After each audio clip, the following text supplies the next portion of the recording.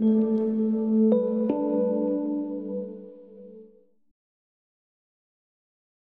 moi une façon de construire les personnages, en fait, je pense que je commence par les déconstruire et à empêcher qu'ils se construisent vraiment.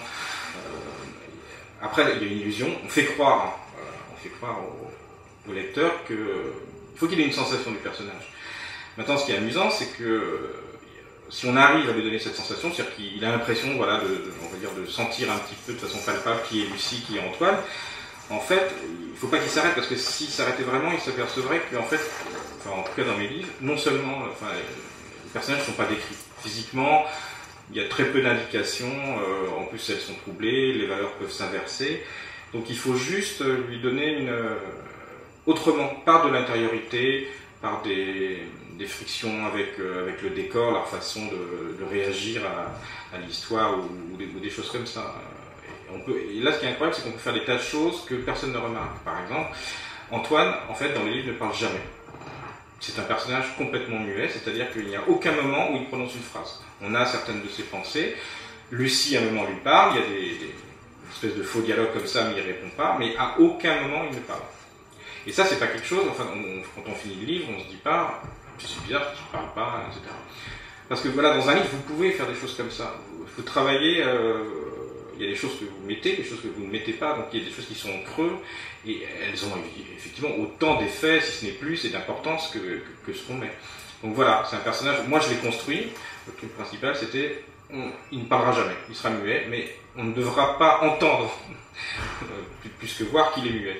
Et je me suis dit c'est possible, et pour l'instant personne m'a dit, comme si c'était, enfin, c'est pas une contrainte littéraire, mais ça ne se sent pas, enfin, j'espère, mais c'est sur cette différence entre les personnages, entre Antoine, apparemment, c'est pas l'idiot du village, enfin il a un côté Dostoïevski comme ça, il est aussi innocent, il est vierge, il subit les choses, et d'un côté on aurait Lucie qui, bien que venant également ayant été également droguée quelque part, fait partie quand même d'un centre agissant, hein, qui est la CIA, parce qu'elle travaille pour eux, et elle connaît les choses.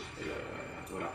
Et à la fois, pour moi, il ne faut pas que ça reste bloqué comme ça, parce que sinon le livre est juste un travail de boules qui s'entrechoquent. En fait, ça s'inverse en permanence et c'est flottant. C'est-à-dire que lui, à la fois, on a l'impression que c'est une pure victime et qu'il subit, mais à la fois, il a une écoute, il est un récepteur, il entend les histoires et il les ressort. Et à la fois, Lucie est beaucoup plus manipulée qu'elle ne le pense, et elle est aussi esclave de quelque chose, enfin, un troisième personnage qui s'appelle Wainfroy. Donc c'est pas si clair que ça. Et en fait, ils se rejoignent, non pas juste par une espèce de préscience que peut-être leurs destins sont liés par quelque chose, parce que ça, finalement, c'est commun à tout le monde. C'est-à-dire que chaque personne a forcément son destin historiquement lié par un désastre, ou une absence de désastre, un fil. Donc en revanche, ils vont se chercher et se croiser dans cette petite interzone où chacun sait très bien qu'il a été dupe à tel degré de volonté.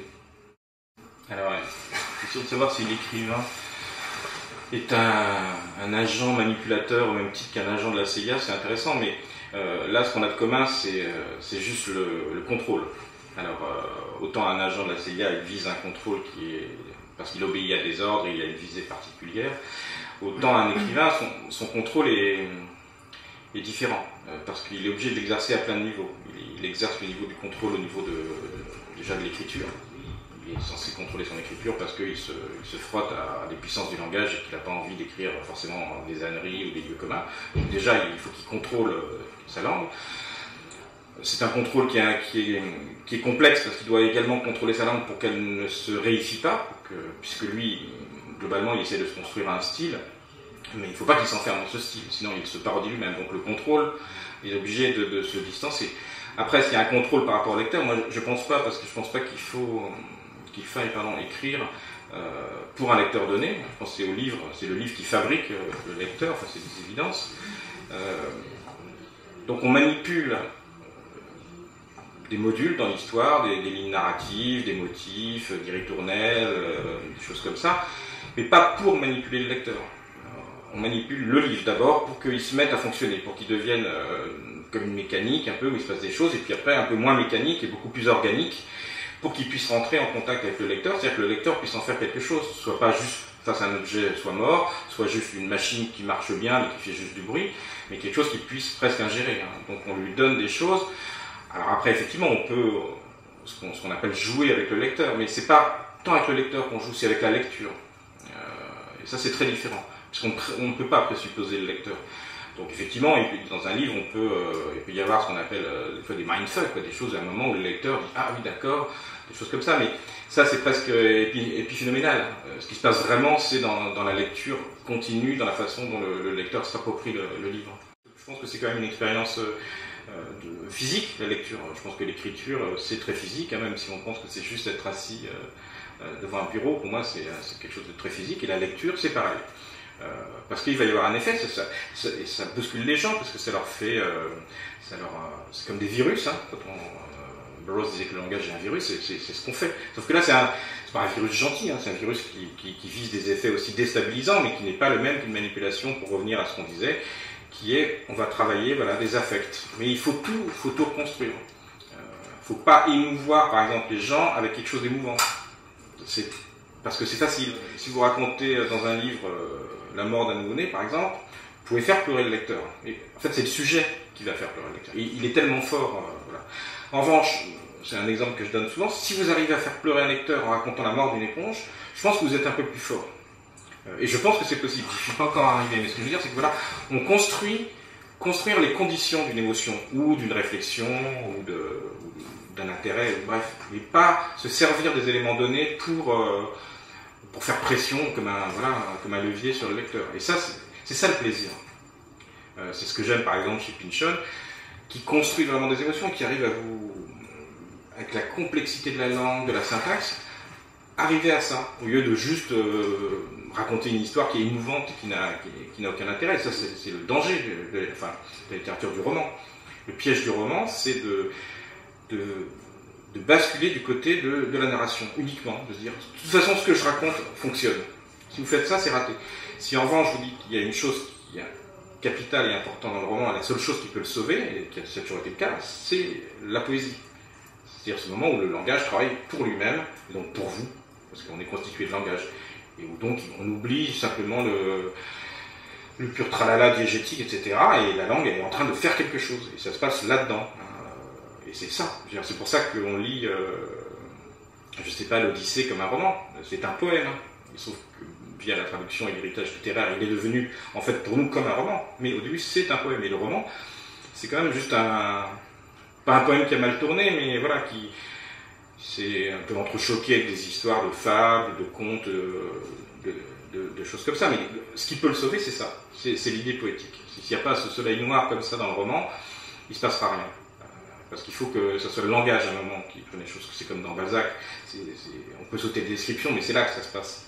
Donc c'est un paradoxe, et c'est pour ça que le roman est un genre bâtard, parce qu'il a un côté, il s'enfuit vers un côté de pur conteur, et puis il y a des moments, il a envie de patauger comme ça dans le marais de la poésie, de l'écriture, où on y voit moins, où c'est plus trouble. Moi, ce que j'aime bien, c'est quand un livre, je me dis, bon voilà, a priori, il est écrit en français, mais je voudrais savoir en quoi il est écrit d'autre. Est-ce qu'il est écrit je sais pas, en Mathieu Larnaudy, en Alban Lefranc, en Emmanuel Candré, je veux savoir quelle est sa langue à lui. Et je lui fais confiance pour m'apprendre sa langue et essayer de voir si elle fonctionne vraiment comme une langue. C'est-à-dire si le type a vraiment travaillé, pas juste son histoire, pas juste le décor, les personnages, on s'en fout de savoir qu'il fait 1m80, qu'il est brun. Et si je sens que quelque chose fait système, et surtout système organique. Et là, je peux réapprendre à lire. Et ça, c'est ça la vraie expérience de lecture, c'est pas juste aller de A à Z. C'est pour ça qu'on peut aussi jeter les livres, les prendre, les lire dans le désordre. C'est parce qu'on arrive à découvrir tout d'un coup un monde dans un monde, quelque chose qui grouille, qui vit, et savoir qu'il y a quelqu'un qui a travaillé à construire une langue à l'intérieur d'une langue, ce qui est très compliqué, parce qu'il ne faut pas le faire avec du tralala, il ne faut pas le faire non plus trop dans la visibilité. C'est la fameuse phrase de Céline où il dit que le style, c'est comme un bâton, si vous le mettez tout droit dans l'eau, il paraît cassé, donc si vous voulez qu'il paraisse droit dans l'eau, il faut le casser, mais c'est au millimètre.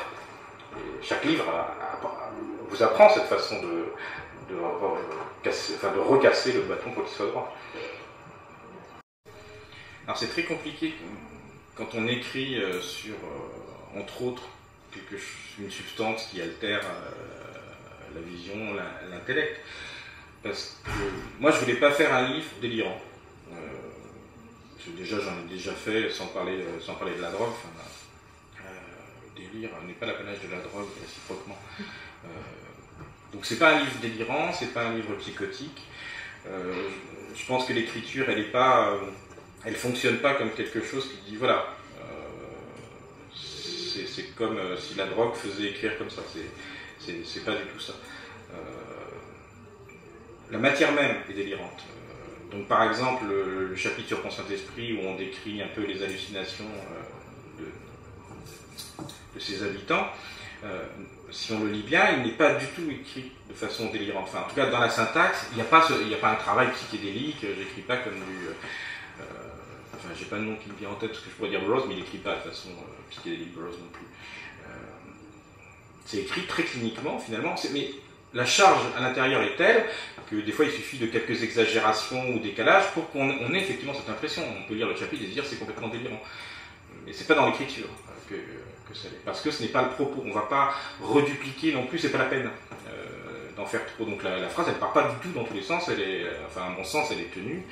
Justement elle essaie de contenir ça, de contenir le délire raconté et reconstitué. Pour moi, s'il y a délire, c'est pas induit par la drogue, c'est juste induit par l'histoire, par la façon dont on a de regarder sa propre vie ou l'histoire, parce qu'on manque tellement d'informations qu'on peut avoir l'impression d'un délire. Sur ces symptômes, on va dire délirants ou qui annoncent un délire, je pense qu'Antoine n'est pas on est focalisé sur lui parce que voilà, c'est le travail du romancier, mais on comprend bien que c'est toute l'histoire qui est en train de délirer. C'est-à-dire que par exemple, cette nuit du 15 au 16 août 51, où il cuit ce pain maudit, donc en plus c'est très intéressant, parce que d'un point de vue religieux, effectivement, une inversion des valeurs, le pain qui est le bien commun, la chose positive, c'est le corps du Christ, devient tout à coup maudit. C'est comme ça qu'il a été appelé dès l'époque, donc c'est très important. Donc c'est le pain lui-même, la nourriture de base, se met à délirer. Et en même temps, on sait que le même soir, il y avait des chiennes qui passaient dans l'espace envoyées par les Russes, ce qui pourrait paraître délirant également, qu'il y a un type qui bat un record d'aviation, qu'il se passe également d'autres choses dans le monde. Donc de toute façon, il y a quelque chose qui est en train de se mettre à délirer. Alors c'est pas uniquement le 16 août 51, on peut trouver ça à tous les moments. Sauf qu'on vit dans l'ignorance de tout ça. Et lui, c'est comme si ça se déverrouillait. Et parce qu'il est à un moment en particulier, il est à un moment de l'adolescence qui est charnière, donc le livre raconte ça aussi, il raconte ce moment où on va se mettre à lire le monde comme s'il était constitué de signes. Et si on en voit trop, la lecture devient très particulière, forcément.